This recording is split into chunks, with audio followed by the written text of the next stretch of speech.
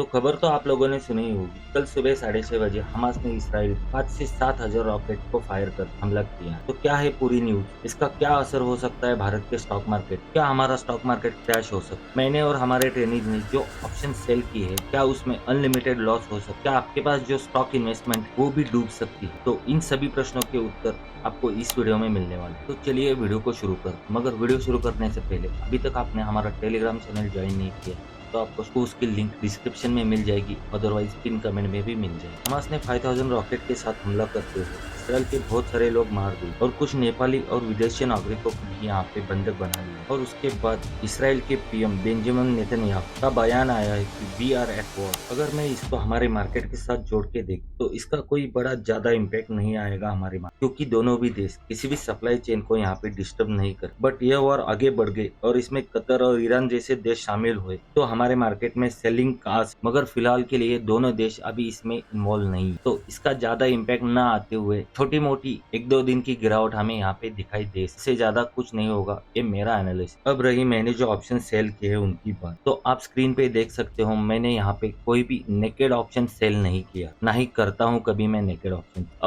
और अब जो मेरी पोजीशन यहाँ पे बनी हुई है उनका मैक्सिमम लॉस जो है वो डिफाइन लॉस, और जो कि मैंने यहाँ पे फ्राइडे को जाते जाते जो एडजस्टमेंट की इसकी वजह से इस ट्रेड में मुझे मैक्सिमम जो लॉस होगा, मार्केट कहीं भी चला जाए 1000 पॉइंट भी अगर गिर जाए मार्केट, तो भी मुझे इस ट्रेड में मैक्सिमम 1000 रुपीज का ही यहाँ पे लॉस हो। इस तरह से मैंने मेरी ये आयरन फ्लाई जो है वो एडजस्ट कर ली है। तो आप लोगों को यहाँ पे घबराना नहीं है और पैनिक में आके कोई भी डिसीजन नहीं लेना। आने वाले 2-3 दिन में जो डेवलपमेंट सामने आएगी, जो न्यूज सामने आएगी, उसके ऊपर आपको वाइजली डिसीजन लेना। जिन्होंने भी यहाँ पे नेकेड ऑप्शन सेल करके रखे उनको डेफिनेटली यहाँ पे एक चांस तो मिलेगा यहाँ पे मार्केट से एग्जिट करने की। तो न्यूज को पढ़ के, मार्केट को देख के आप लोगों को यहाँ पे वाइज डिसीजन ले लेना। इस वॉर के बिहाइंड एक बड़ा जियोपॉलिटिक गेम यहाँ पे चल। आप लोगों ने आईमैक प्रोजेक्ट के बारे में तो सुना ही होगा, जिसमें इंडिया से लेके सऊदी से लेके इसराइल इन सभी पार्ट को कनेक्टिविटी, जैसे चाइना का BRI प्रोजेक्ट, उसी तरह से ये वाला 3 रूट वाला प्रोजेक्ट आईमैक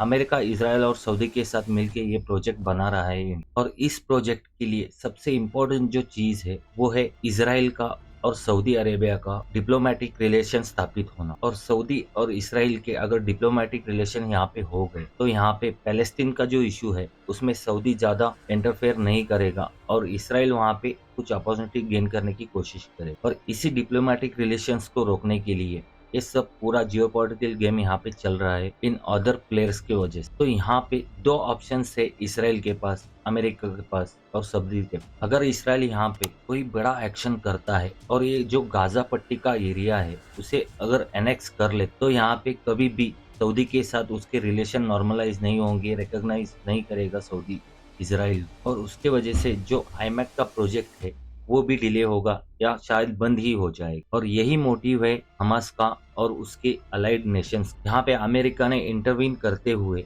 अगर इसराइल को थोड़ा शांत रखा और जो इसराइल की जमीन पर टेररिस्ट जो घुसे हैं उनको न्यूट्रलाइज करते हुए गाजा पट्टी को अनेक्स करने नहीं दिया, कुछ वर्षों के लिए सही अगर शांति बनाई रखी इसराइल की तरफ, तो जो इन लोगों का, इस टेररिस्ट ग्रुप का जो प्लान है वो सक्सेसफुल नहीं हो पाएगा। अगर इसराइल यहाँ पे शांति नहीं बनाए रखता है और इसराइल एनेक्स कर लेता है गाजा पट्टी को, तो जो हमास ने किया है और उसको जो देश सपोर्ट कर रहे हैं उनकी तो सीधा सीधा यहाँ पे विन विन सिचुएशन हो। तो इन सभी कारणों को देखते हुए मुझे यहाँ पे पर्सनली ऐसा नहीं लगता है कि इसराइल फुल प्लेज यहाँ पे गाजा पट्टी को एनेक्स करे। तो इस वजह से मैं यहाँ पे ज्यादा पैनिक नहीं कर रहा हूँ मार्केट क्रैश की लिए। तो ये मेरा पर्सनल ओपिनियन हो सकता है। यहाँ पे जियो पॉलिटिक्स में कुछ भी हो सकता है। यहाँ पे Israel full fledged war declare कर ही चुका है और फुल प्लेज यहाँ पे अगर उसने गाजा को एनेक्स कर लिया तो सिचुएशन अलग हो सकती है और बाकी देश इस वॉर में यहाँ पे कूद सकते हैं, जैसे इजिप्ट, जॉर्डन, लेबनान, सीरिया। तो